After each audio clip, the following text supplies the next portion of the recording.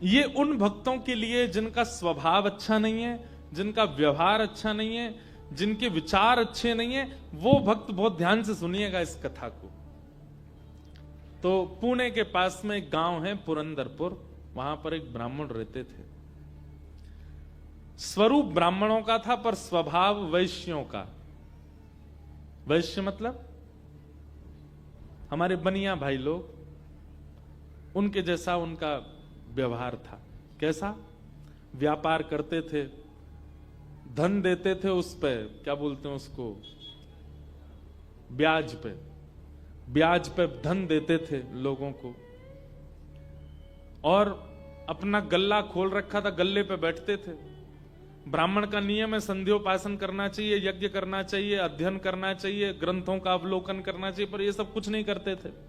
सुबह उठे, केवल तिलक लगाया, स्नान करके चोटी शिखा बांधी और सीधे अपने गल्ले पे पहुंच जाते थे। उनको दिन भर का यही, क्या देना है देते रहो।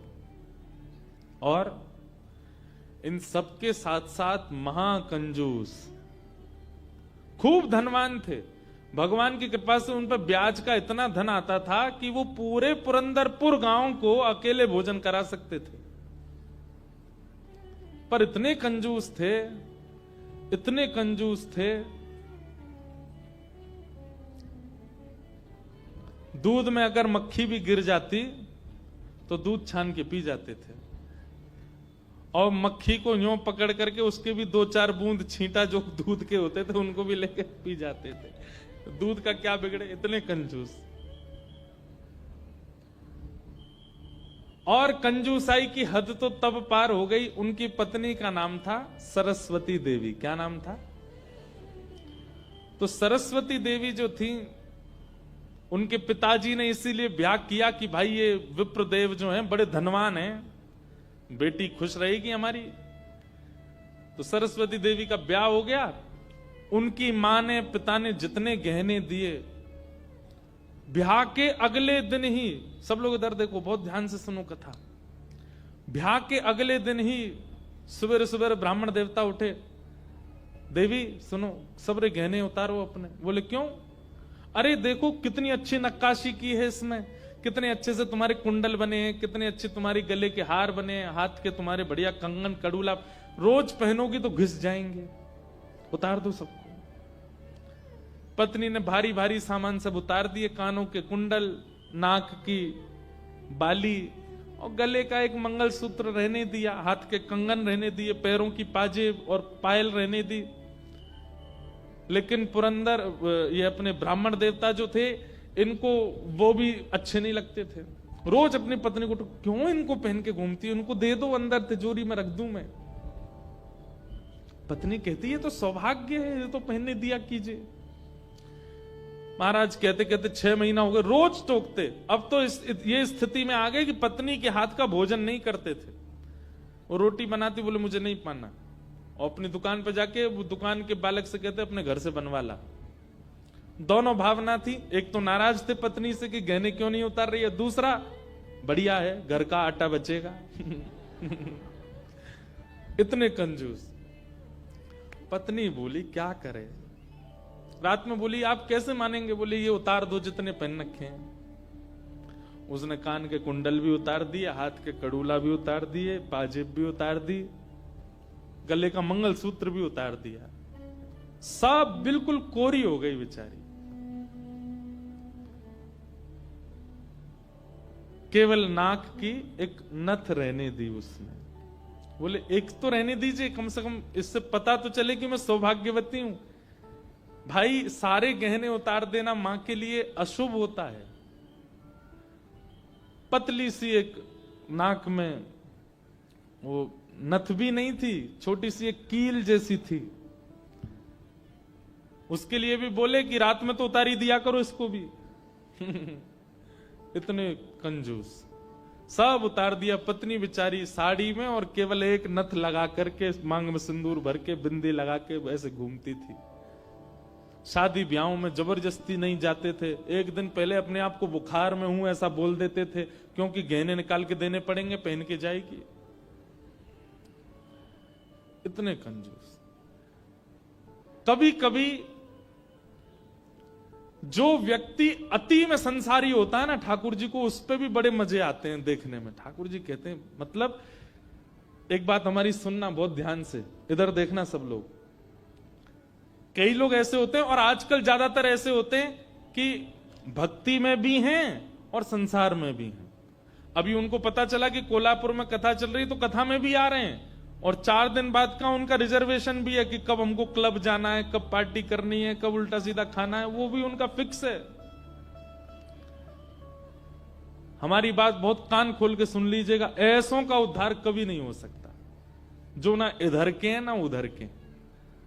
हम अपनी कथा में स्पष्ट कहते हैं, एक ठौर पकड़ो, या तो ठाकुर जी को ही पकड़िए, और संसार में अगर जाना बहुत रुचिकर लगता है तो उसी को ही पकड़िए, ये बीच में मत घूमा कीजिए। कथा हुई तो यहां आ गए, और कभी कुछ उल्टे सीधे काम हुए तो वहां भी चले गए। पी भी लेते हैं, खा भी लेते हैं, कथा भी तो सुनते हैं। ऐसों का तो कभी उद्धार नहीं हो सकता। इसलिए एक ठौर पकड़ो, या तो वहीं के ही रहो, पूरे खाओ पियो आनंद करो, या फिर कथा के ही रहो। वैष्णव हो जाने का कम से कम इतना तो आप पालन कर सकते हैं कि जहां भगवत चर्चा नहीं है, जहां भगवदीय लोग नहीं है, जहां पर ऐसी व्यवस्था नहीं है, वहां से थोड़ा परहेज करो, वहां नहीं जाना है। आपको क्या पता कौन सी व्यवस्था, कौन सा भाव आपके चित्त को परिवर्तित कर दे। तो इसलिए हमारी प्रार्थना है, ये बीच के मत रहिए, इधर उधर घूमते रहते हैं, एक तरफ जाइए, एक तरफ पकड़िए। संसार अच्छा लगता है तो पूरे पूरे जाओ वहीं पे।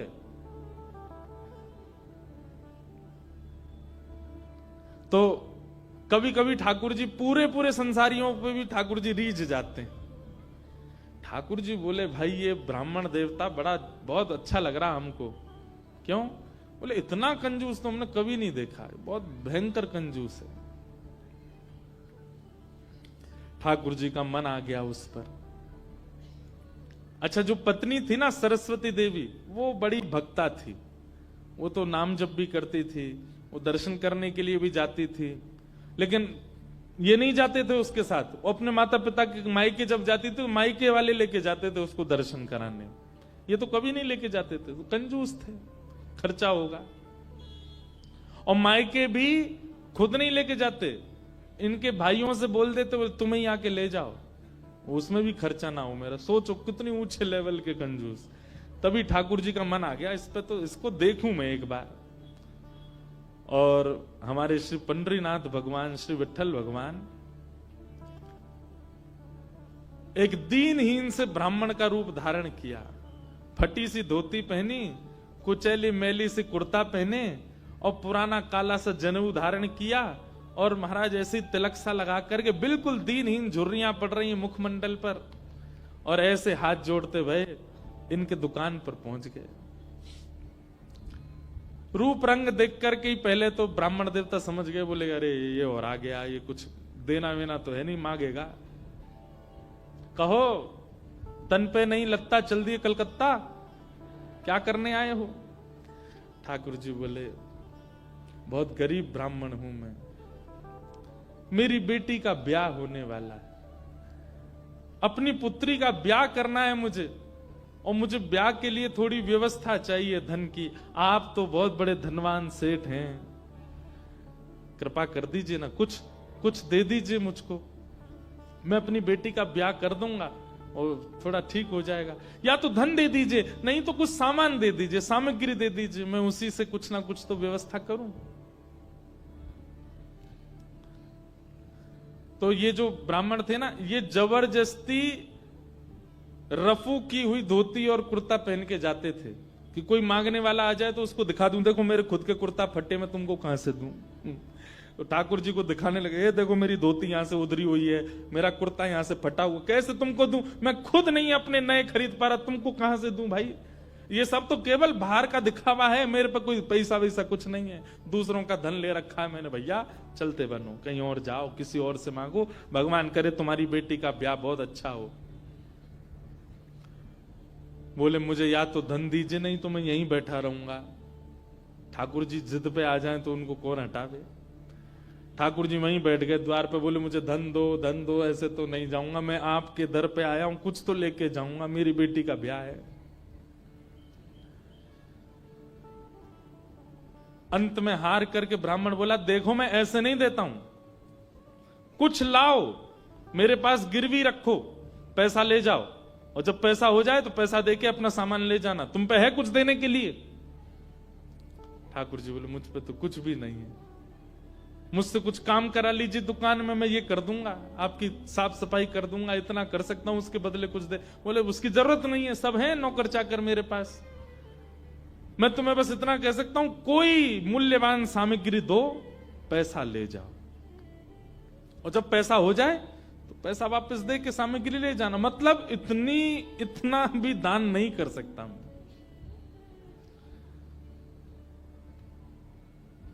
ठाकुर जी बोले, ठीक है, मैं जाता हूं, कुछ ढूंढ के लाता हूं। ठाकुर जी भी इतने खेलते हैं, ठाकुर जी जैसा खिलाड़ी नहीं है दुनिया में, इतना बड़ा खिलाड़ी कोई नहीं हो सकता। ठाकुर जी गए उस ब्राह्मण देवता के घर, और घर जाकर के द्वार पे खड़े होकर रोने लगे। इतना रोए, भीतर से सरस्वती देवी निकल के आई।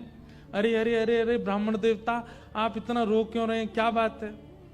छोटी सी मेरी लाली बड़ी हो गई है, उसका ब्याह के लिए मैं बहुत दिन से वर ढूंढ रहा था, बड़ी मुश्किल से एक लड़का मिला है, अपनी बेटी का ब्याह करना है। बहुत जगह ठोकरें खा के मांगा मैंने, मुझे किसी ने सहायता नहीं दी, अंत में तुम्हारे द्वार आया हूं, यहां भी नहीं मिला, बेटी को क्या मुंह दिखाऊंगा, यहीं प्राण त्याग दूंगा, जहर मेरी जेब में ही रखा है। सरस्वती देवी तो बेचारी बड़ी भावुक, भक्त का इस स्वभाव है कि वो दूसरे की पीड़ा देख ही नहीं पाएगा, तब समझो वो भक्त है। जो दूसरे की पीड़ा देख ले और देख करके भी बिल्कुल उसका मन घबराए ना, मन बिल्कुल नेत्र सजल ना हो, समझना उसमें भक्ति भाव उचित है नहीं। सरस्वती देवी तो रोने लगी, आंखें लाल पड़ गई, बोले भगवान, मेरा मन अगर मुझ में सामर्थ होती मैं पूरा घर आपको दे देती, पर मैं क्या करूं? मेरे पतिदेव इतना प्रतिबंध लगा के रखते हैं कि मैं स्वयं ऐसे रहती हूं, मैं आपको क्या दूं? ठाकुर जी तो इतने ही पछाड़ खा के गिर पड़े, अरे हाय राम, अब तो मैं जहर खाना ही पड़ेगा, निकालू कहां है? सरस्वती देवी, रुकी रुकी रुकी, ऐसा मत कीजिए भगवान, चरण पकड़ूं आपके, मेरे पास एक ही वस्तु है। और तुरंत अपनी नाक की जो कील थी वो निकाली, और निकाल करके बोले ये ले जाइए, इससे थोड़ा बहुत धन आपको मिल जाएगा, स्वर्ण की है, आप अपनी बेटी का ब्याह तो नहीं कर पाएंगे पर कुछ व्यवस्था तो हो जाएगी आपकी। ठाकुर जी तुरंत, जहर भी पता नहीं कहीं गिर गया था, बढ़िया तुमने दे दिया, अब मैं कुछ कर लूंगा व्यवस्था। ठाकुर जी वो कील उसकी नाक की ले ली और सीधे गए उस ब्राह्मण की दुकान पर। देखो कितने उद्यमी हैं ठाकुर जी, और उसके दुकान पर जाके सीधा ले और इसके बदले अब ला पैसा दे मुझको, तू कह रहा था ना कुछ सामान दो उसके बदले पैसा मिलेगा, ये ले सोने की कील नाक की धर ले अपने पास, ला पैसा दे। ब्राह्मण देवता ने जैसी कील देखी, ये आपको कहां से मिली? बोले उससे तुझको क्या, तू तो पैसा दे। मुझे कहां से मिली इससे तेरे को मतलब नहीं होना है, तू पैसा दे मेरे को, मेरी बेटी का ब्याह है, और अब मैं तेरे से भीख नहीं मांग रहा हूं, चीज रख के गिरवी तब ले रहा हूं, ला दे। बेचारा फंस गया, वो क्या करे, वो 3-4 बार सोचे, बोले मिली कहां से? बोले तू मत सोच, मुझे पैसा दे। कील उसने तिजोरी में अंदर रखी, ताला लगाया, और उसका जो धन होता था वो धन ठाकुर जी को दिया। ठाकुर जी ने जेब में धरी, निकल गए वहां से। ब्राह्मण ने अपनी भुजा ऊपर करी, बोले इसको बताता हूं, ये बहुत दानवीर बनती है अपने मन में, मैंने इसको बोला था एक कील पहने, वो तो बहुत अच्छी कृपा मुझ पर ठाकुर जी की, जो मैंने इसके सारे गहने उतरवा दिए, नहीं तो सब दान कर देती, एक कील छोड़ी वो भी दान कर दी किसी को।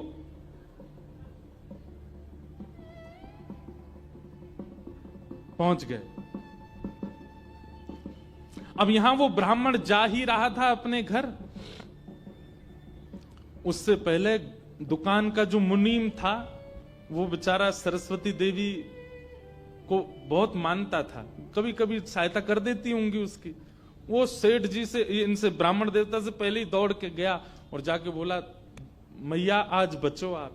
बोले क्यों, आपने कोई कील दी थी किसी को? बोले हाँ दी तो थी, एक ब्राह्मण के ब्याह के लिए दे दी थी। क्या हो गया? उसने जाके वो आपके पतिदेव को ही दिया और बदले में ले गया पैसा।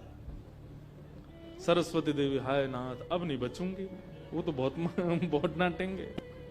बोले वो आ रहे हैं, दुकान बंद कर दी उन्होंने, वो सीधे धोती चढ़ाए ऊपर चले आ रहे हैं सीधे, आप बचो। सरस्वती देवी बोली कहां जाऊं? हे पांडुरंगा, हे विठलनाथ, हे मेरे प्राणनाथ, मेरी रक्षा करो। ये कैसा नियम आपने मेरे आज जीवन में पहली बार तो कुछ दान किया, वो भी एक ब्राह्मण बेचारा अपनी हत्या करने पर तुला था तो मैंने किया। ये कैसा आपने खेल किया ठाकुर जी, कैसे भी मेरे पति को रोको। लेकिन इतनी डरती थी अपने पति से, इतनी व्याकुल हो गई, तुरंत विष ले लिया। बोली कि मैं उनका क्रोध नहीं सह पाऊंगी, उनकी मार पिटाई डांट नहीं सह सकती, उससे अच्छा तो मैं प्राण त्याग दूं अपने। और श्री पांडुरंग भगवान विठल की सामने सुंदर चित्रपट था, उसी के सामने नेत्र सजल हैं, हाथ में विष का प्याला लेकर के, और बस देखती जा रही है। बोले नाथ मैंने किसी और उद्देश्य से नहीं किया, केवल एक ब्राह्मण की पुत्री का ब्याह हो जाए इसलिए किया, मेरे पति मुझे छोड़ेंगे नहीं, इससे अच्छा मैं प्राण ही त्याग रही हूं। मुझे पता है शास्त्रों में प्राण आत्महत्या करना जघन्य अपराध है, पर मेरे पास और कोई उपचार नहीं है। और जैसे ही अपने मुख से लगा करके विषपान करने लगी, इतने में ही ऊपर से वो नाक की कील आकर के उसके पात्र में ही गिरी, और जैसी खन्न से आवाज हुई, नेत्र खोल करके देखा, भीतर अपने हाथ को डाल करके जैसे ही निकाला तो वही नाक की कील उसके हाथ में आ गई। और नाक की कील हाथ में आते ही इतने में ही वो ब्राह्मण का प्रवेश हुआ। प्रवेश होते ही उसने भीतर से किवाड़ लगाई, ढूंढने लगा कहां है, कोई साधन मिले इसको बताता हूं। पत्नी सामने खड़ी थी, कहिए कहिए, आज कुछ कहूंगा नहीं, आज तो करूंगा, तू बता, तैने किसी को दान कैसे किया बिना मुझसे पूछे? तू क्या दान किया? तेरी नाक की कील कहां है बता? पत्नी ने अपना हाथ आगे किया, ये रे। उस ब्राह्मण ने जाकर के कील उठाई, तेरे पास कहां से आई? बोले मेरे पास ही थी। नहीं ये तेरे पास नहीं है, ये तो मेरे पास वहां रखी है तिजोरी में भीतर, चाबी मेरी यहां डली हुई है, तेरे पास कहां से आई? बोले मेरे पास ही है, अब बहुत दिन से पहनी हुई थी, साफ करने के लिए उतारी थी थोड़ी सी। ऐसा हो ही नहीं सकता है, मैंने इसके बदले मूल्य दिया है एक ब्राह्मण को, और ये मेरी तिजोरी में रखी है, चाबी मेरे पास है। तो रुक, अभी रुक, मैं अभी जाता हूं। और कील अपने संगी लेके गया, गए, जाकर के दुकान खोली, चाबी लगा करके खोली, तिजोरी जैसी खोल करके देखा उसमें वो कील थी नहीं, वो हाथ में थी। ब्राह्मण बोला ये कोई स्वप्न नहीं है, ये कोई अचंबा नहीं है, ये कुछ और है। नेत्र सजल हो गए, दौड़ करके घर आया, बोले मुझे सच बताओ क्या हुआ? पत्नी बोली सच बताऊं? बोले हाँ, मैंने ही ब्राह्मण को दी थी। हाँ वो ब्राह्मण वृद्ध सा, उसके कुर्ते फटे थे, उसकी धोती उधरी सी थी। बोले हाँ उसी को दी थी, वो मुझे दे के गया था और मैंने ये तिजोरी में रखी, तो फिर तेरे पास आई कैसे? बोले मुझे जब पता चला कि आप क्रोध करके आएंगे और मेरे को बहुत सुनाएंगे, डांटेंगे, मारेंगे, तो मैंने सोचा कि मैं इससे अच्छा तो अपने प्राण त्याग दूं। और मैं पांडुरंग के सामने रोते हुए विष लेकर के हाथ में पीने को हुई, इतने में ही आपका घुसना हुआ और ऊपर ना जाने कहां से वो नाक की कील आकर के इसमें गिर पड़ी। ये किसी और ने नहीं, और वो ब्राह्मण कोई और नहीं, साक्षात पांडुरंगा ही थे, वही आए थे, वही आए थे, वही ये सारी लीला करके गए हैं। मैंने जीवन भर भजन किया, जीवन भर विचार किया, दान करूं, पुण्य करूं, सत्कर्म करूं, यज्ञ करूं, पर आपने मुझे कभी अनुमति नहीं दी। अरे दुनिया के लोग कमाते हैं और दान करते हैं, पर हम कितने भाग्यशाली हैं कि स्वयं पांडुरंगा आए और आकर के हमारे कमाए गए धन को स्वयं लेकर के दान करवा के गए, ब्राह्मण बन के स्वयं अपने हाथ में लेकर के गए। ये आप पर और मुझ पर कृपा है। उसी समय ब्राह्मण ने मन में सोचा, मैंने जीवन में एक कार्य भी अच्छा नहीं किया, मैंने जीवन में एक कृत्य भी ऐसा नहीं किया जिससे ठाकुर जी मुझसे प्रसन्न हो, लेकिन मैं इतना अधम, इतना पापी, इतना दुष्ट, इतना अयोग्य, फिर भी मुझे ठाकुर जी ने इस योग्य समझा। और योग्य क्या समझा, मेरी दुकान पर आकर के ठाकुर जी याचना कर रहे थे कि मैं कुछ दे दूं।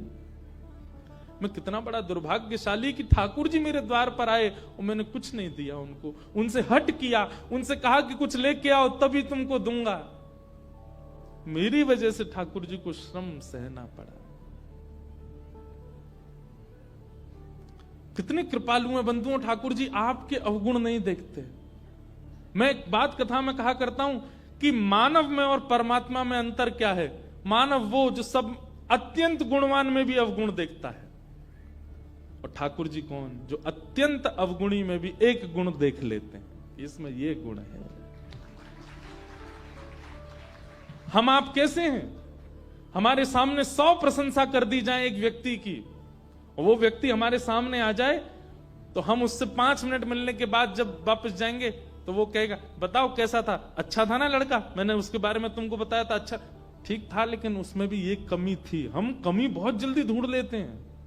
और ठाकुर जी अत्यंत अयोग्य, अत्यंत